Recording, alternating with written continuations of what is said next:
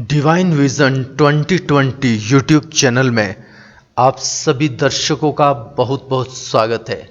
इस वक्त हम उपस्थित हैं प्रजापिता ब्रह्मा कुमारी ईश्वरीय विश्वविद्यालय के शिमला स्थित सेवा केंद्र पर। हमारे साथ ब्रह्मा कुमारी मधु बहन है जो कि ईश्वरीय सेवाओं के साथ साथ सांसारिक या लौकिक पढ़ाई भी कर रही है। आइए जानते हैं उनके ईश्वरीय जीवन का अनुभव। ओम शांति। मेरे शरीर का नाम मधु है और मैं +2 क्लास में पढ़ती हूँ। मैं यहीं सेंटर से ही पढ़ती हूँ 3 सालों से, और पढ़ाई के बीच में जब भी मुझे टाइम मिलता है तो मैं मेडिटेशन भी करती हूँ, जो मेरी पढ़ाई में बहुत हेल्पफुल है। और इससे आत्मा को एकाग्रता भी मिलती है और पढ़ाई में बहुत मतलब ध्यान एकाग्र हो जाता है। मधुबन, आप हमें बताएं कि आपने कहा कि आप स्कूल में पढ़ते हैं, तो किस स्कूल में और कहाँ पढ़ते हो आप, और कौन सी कक्षा में आप पढ़ते हो? मैं +2 क्लास में पढ़ती हूँ और यहीं पे है शिमला में लोकल स्कूल का नाम पोर्टमोर है। पोर्टमोर स्कूल में पढ़ते हैं आप? हाँ जी। तो आपको सबसे पहले इस ऑर्गेनाइजेशन का परिचय किसके द्वारा प्राप्त हुआ, कैसे मिला?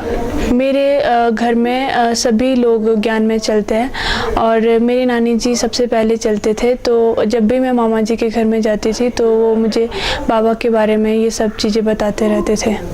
बचपन से ही मुझे उन्होंने सब कुछ सिखाया है। तो आपको क्या बात अच्छी लगी इस ज्ञान की? वैसे तो सारी बातें अच्छी हैं, लेकिन आपको कोई खास बात अगर कोई अच्छी लगी हो तो वो बताएं। सबसे बाबा ये जो रूहानी प्यार जो बाबा से मिलता है, आज की दुनिया में ये कहीं पे भी नहीं मिलता है। यही चीज़, इसी चीज़ को पाने के लिए दुनिया तरस जाती है और ये चीज़ जो है मुझे बाबा से मिली है। आप बार बार एक बाबा शब्द यूज़ कर रहे हैं, आप हमें बताएं ये बाबा शब्द किसके लिए यूज़ किया जाता है? यहाँ पे बाबा शब्द परमात्मा के लिए बोला जाता है और भगवान के लिए बोला जाता है। और हम शिवा, वैसे तो उनका नाम शिव है पर हम उनको प्यार से बाबा बोलते हैं। मधु बहन, आप हमें बताएं कि ब्रह्मा कुमारी का जो 7 डेज कोर्स है, जो कि फाउंडेशन कोर्स है, उसमें क्या ऐसी बातें बताई जाती है, वो किससे संबंधित वो कोर्स है? उसमें सबसे पहले जैसे हर एक चीज़, जब भी आप कहीं पे जाते हो तो सबसे पहले आपको उस चीज़, किसी भी चीज़ के बारे में इंट्रोडक्शन दी जाती है। तो 7 डेज़ कोर्स में भी हमारे को सबसे पहले हमारे बारे में, अपने बारे में, आत्मा के बारे में, परमात्मा के बारे में ये इंट्रोडक्शन दिया जाता है। और फिर उसके बाद ये सृष्टि चक्र के बारे में, 3 वर्ल्ड के बारे में बताया जाता है।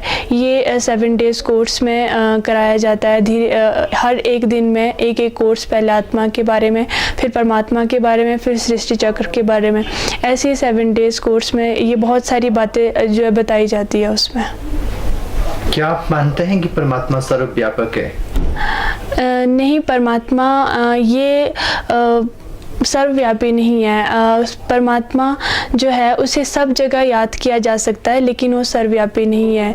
वो सर्वव्यापी का मतलब हुआ कि परमात्मा जो है हर जगह पे है, हर किसी में है, कण कण में है, लेकिन ऐसा कुछ नहीं है। परमात्मा अगर हर चीज़ में होता, हर जगह में होता, तो परमात्मा को तो बोला जाता है सुख का सागर है, शांति का सागर है, लेकिन फिर भी आज इतनी दुनिया में बहुत ज़्यादा अशांति है। इसका मतलब ये है कि परमात्मा हर जगह पे नहीं है, हर कण कण में नहीं है, और हर जो भी यहाँ पे लिविंग थिंग्स है, हर एक चीज़ में आत्मा निवास करती है।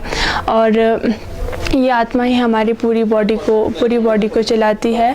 परमात्मा के गुण जो है आत्मा में है, लेकिन परमात्मा जो है हर किसी में नहीं है। मधुबन, अक्सर दुनिया में इस तरह की भ्रांति फैली हुई है कि जो आध्यात्मिक ज्ञान होता है वो बड़ी आयु वालों के लिए, आफ्टर 40 या 50 या जो ओल्ड एज में इस ज्ञान को सुनना चाहिए। आप तो बिल्कुल यंग लगते हैं, आपकी युवा अवस्था है, तो क्या आप मैसेज देना चाहेंगे उन लोगों के लिए जो ऐसा सोचते हैं कि इसके लिए कोई विशेष उम्र होती है? नहीं, एक्चुअली जो आजकल कोई डिप्रेशन में है इंसान, बच्चा है, तो डिप्रेशन में तो हर एक है, वो कोई छोटा बच्चा है, बड़ा है, बूढ़ा है, तो ज्ञान को ही ऐसा क्यों माना जाता है कि बुढ़ापे में हर एक को, जब इंसान डिप्रेशन में सभी है तो ज्ञान की ज़रूरत भी सभी को ही है।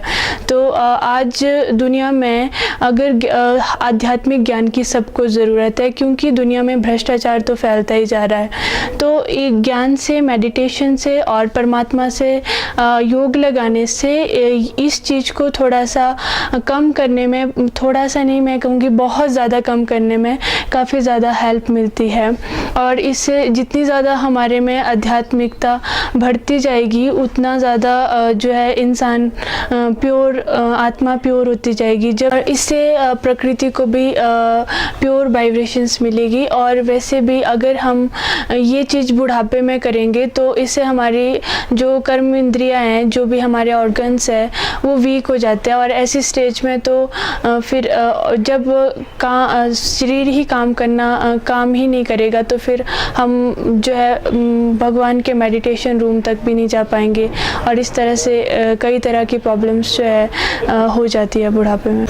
मधुबन, जैसा आपने हमें बताया कि आप Portmore senior secondary school Portmore में एज ए स्टूडेंट 10+2 में पढ़ते हैं। आप साइंस स्टूडेंट है या आर्ट्स स्टूडेंट? मैं साइंस स्टूडेंट हूँ। आप साइंस स्टूडेंट हैं। आप हमें ये बताएं कि जो भी विद्यार्थी है, विशेष करके आप साइंस साइड से हैं, तो ये स्टूडेंट्स के लिए ये ज्ञान किस तरह से हेल्पफुल है? उनको क्या क्या फ़ायदे हो सकते हैं? स्टूडेंट्स के लिए बहुत हेल्पफुल है। इससे ज्ञान जो है हर एक फील्ड में हेल्पफुल है। विद्यार्थी स्टूडेंट लाइफ में तो बहुत ही ज़्यादा हेल्पफुल है, क्योंकि इससे स्पेशली पढ़ाई में जो है एकाग्रता मिलती है और मन को शांति भी मिलती है, जो कि पढ़ाई में बहुत ज़्यादा ज़रूरी है। जब मन इधर उधर भटकता रहेगा, कहीं कहीं पे जाता रहेगा, तो फिर उससे हमारे को पढ़ाई में भी डिस्टर्बेंस हो जाएगी। तो जब जितना ज़्यादा मेडिटेशन करेंगे उतनी ज़्यादा फिर हमारे को पढ़ाई में भी आसानी होती जाएगी और हेल्प मिलती जाएगी। अक्सर ये माना जाता है कि बच्चे, विद्यार्थी जो है, स्टूडेंट्स, वो शाम को, रात को बड़ी देर तक पढ़ाई करते हैं और सुबह सोए रहते हैं। तो आप उनके लिए क्या कहेंगे कि रात को पढ़ने से क्या फ़ायदे होते हैं कि सुबह उठ कर के ज़्यादा बेनिफिट हो सकता है? कंसंट्रेशन, जो उनकी मेमोरी, उसको वो ज़्यादा देर तक याद रख सकते हैं जो उन्होंने पढ़ा है। इसके बारे में बताएं। मैं यही कहूँगी कि बाबा ने जो मुरली में हमें सिखाया है, बाबा कहते हैं कि हमेशा शाम को जल्दी सोना चाहिए 10 बजे और सुबह जल्दी उठना चाहिए। अब सुबह उठ के जितना ज़्यादा पढ़ोगे तो सुबह माइंड बिल्कुल फ्रेश होता है। और शाम को वैसे भी हम बाहर से कहीं से थक के आए होते हैं, तो हमारे मेमोरी वो भी होती है कि आज मैंने क्या किया, आज वो। तो जितना जल्दी शाम को सो जाए और उठे तो सुबह माइंड बिल्कुल फ्रेश होता है। हम बाहर की जो सारी चीज़ें हैं उससे हमारा मन जो है अलग होता है, और उस समय अगर बैठे तो हर एक चीज़ हमारे को जल्दी से याद हो जाएगी। ऐसा माना जाता है कि ब्रह्मा कुमारीज में जो भी भाई बहन इसका अभ्यास करते हैं, राजयोग का मेडिटेशन, वो सुबह बहुत जल्दी उठ जाते हैं। तो आप कितने बजे सुबह उठते हैं लगभग? बाबा ने कहा है कि हमेशा 4 बजे उठ के, उससे जल्दी भी हो सके तो 2-3 बजे उठ के मेडिटेशन करना चाहिए। सुबह ही क्यों मेडिटेशन करना चाहिए? उससे क्या क्या फ़ायदे होते हैं? दिन को क्यों नहीं? हम मेडिटेशन तो दिन को भी कर सकते हैं, लेकिन सुबह करने से क्या बेनिफिट होता है? नहीं, मेडिटेशन ये कोई टाइम नहीं है कि सुबह ही कर लो या फिर दिन को कर लो। बाबा कहते हैं कि मेडिटेशन तो हमेशा सुबह शाम चलते फिरते हमेशा, बाबा तो कहते हैं कि कर्म योगी बनो, लेकिन फिर भी सुबह का टाइम ज़्यादा अच्छा होता है, क्योंकि मैंने पहले भी कहा है कि एकाग्रता मिलती है। तो और सुबह करने से, स्पेशली जब आप पढ़ रहे होते हो, पढ़ाई कर रहे होते हो, उससे पहले अगर भगवान को याद करो तो वो हमारी पढ़ाई में भी काफ़ी ज़्यादा हेल्पफुल होता है। और क्योंकि जब सुबह आप अपनी बैटरी को चार्ज कर लोगे, अपने भगवान से सुबह बातें करोगे, उसको अपना फ्रेंड बनाओगे, उसे जो अपनी सारी प्रॉब्लम बताओगे और उसके बाद अपनी पढ़ाई स्टार्ट करोगे, तो आपको जो है हल्का फील होगा। ऐसे लगेगा कि मैंने किसी को सुबह किसी को सब कुछ सुना दिया है। और उसके बाद अगर आप कुछ भी करोगे तो वो आपको काफ़ी ज़्यादा मतलब फिर आप हल्का फील करोगे और आपको पढ़ाई में भी ज़्यादा परेशानी नहीं होगी। ब्रह्मा कुमारी की किस बात से आपको सबसे ज़्यादा आकर्षण हुआ? क्या बात आपको यहाँ इस संस्था में सबसे अच्छी लगी? पवित्रता ही ये एक है जो मुझे यहाँ पे बहुत पसंद है। पवित्र प्योरिटी जो है, प्योरिटी और यहाँ पे शांति, पीस, ये दोनों चीज़ें मुझे जो है बहुत ज़्यादा पसंद है। मधुबन, आप हमें ये बताएं कि ऐसा माना जाता है कि ब्रह्मा कुमारीज ऑर्गेनाइजेशन जो है स्वयं परमात्मा ने स्थापित किया है, तो और ऐसा कहते हैं कि स्वयं भगवान सृष्टि पर इस समय आ चुके हैं और ये स्वयं ज्ञान दे रहे हैं। तो आपको किस बात से ये निश्चय होता है कि स्वयं भगवान इस समय सृष्टि पर आ चुके हैं? ऐसी भगवान सृष्टि पे आ चुके हैं, ये बात सत्य है। और क्योंकि यहाँ पे इस संस्था में हर एक चीज़ को बहुत अच्छी तरह से क्लियर किया जाता है, तो ये जो भाई बहन यहाँ पे हर एक ज्ञान को अच्छी तरह से क्लियर करते हैं, इसका मतलब है कि उन्हें भी किसी से मिला होगा वो ज्ञान। तो वो ज्ञान इतना वंडरफुल है कि वो स्वयं भगवान ही दे सकता है, और भगवान के सिवाय और इस तरह का ज्ञान और कोई भी नहीं सुना सकता। क्योंकि वेदों शास्त्रों में भी बहुत सारी चीज़ें लिखी है, लेकिन यहाँ पे जो संपूर्ण चीज़ों का अच्छी तरह से हमें जो नॉलेज मिलता है वो भगवान ही आके दे सकता है इस चीज़ को। आप स्टूडेंट हैं तो परमात्मा ये भी कहते हैं कि अपना मेरा परिचय सभी आत्माओं को दो, तो क्या आप अपने जो आपके फ्रेंड सर्कल में स्टूडेंट्स हैं उनको भी आप परमात्मा का मैसेज थोड़ा बहुत देते हो? जी, जब भी क्लास में कभी टाइम मिलता है, कोई खाली पीरियड होता है या फिर लंच में कभी टाइम मिलता है, तो मैं हर किसी को बाबा के बारे में बताती हूँ, यानी कि परमात्मा के बारे में बताती हूँ, और उन्हें मुरली के बारे में बताती हूँ, और कई मैगज़ीन वगैरह जो यहाँ पे आती है, ज्ञानामृत वगैरह, वो सभी को देती हूँ। तो जब आप उनको ज्ञान की बातें सुनाते हैं तो उनका क्या रिस्पॉन्ड रहता है? वो क्या कहते हैं इस ज्ञान को? उनको ज्ञान सुन के इतनी ज़्यादा शांति मिलती है, वो सोचते हैं कि हमें रोज़ रोज़ कोई ऐसा सुनाने वाला मिले, और वो सोचते हैं कि यहाँ पे भी इस तरह की कोई कभी साल में 1-2 बार इस तरह का कोई लेक्चर वगैरह हो, तो ये हमारे लिए बहुत अच्छा होगा, और उनको इस चीज़ से बहुत ज़्यादा शांति मिलती है। उन लोगों को आप क्या संदेश देना चाहेंगे जिनको अभी तक भी परमात्मा का सत्य परिचय प्राप्त नहीं हुआ है, जो भक्ति कर रहे हैं अभी तक भी? क्योंकि परमात्मा ना केवल सृष्टि पर आ चुका है, जबकि उसके जाने का भी समय आ चुका है, तो आप क्या, क्योंकि आप स्वयं इस ज्ञान में है, तो आप उनके प्रति क्या संदेश देना चाहेंगे?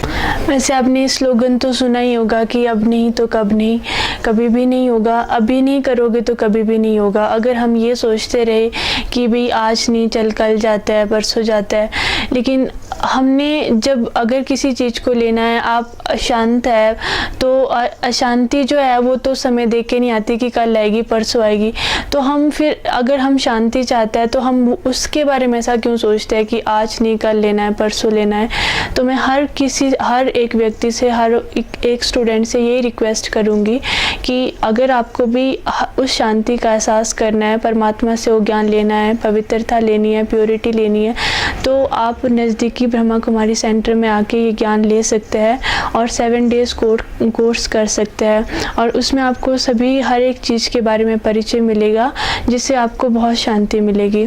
तो मधु बहन, आपने हमें बहुत सारी ज्ञान की बातें बताई और ये भी बताया कि भगवान इस सृष्टि पर आ चुके हैं और समय बहुत कम है, तो हम आपका धन्यवाद करते हैं। ओम शांति।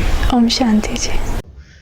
तो ब्रह्मा कुमारी मधु बहन का अनुभव आपको कैसा लगा? आप अपनी प्रतिक्रिया कमेंट के माध्यम से अवश्य दें, और क्या आप चाहते हैं कि इस तरह का अनुभव हम नेक्स्ट टाइम भी आपके समक्ष लाएं? हमें यह भी बताएं। बहुत बहुत धन्यवाद। नमस्कार। ओम शांति।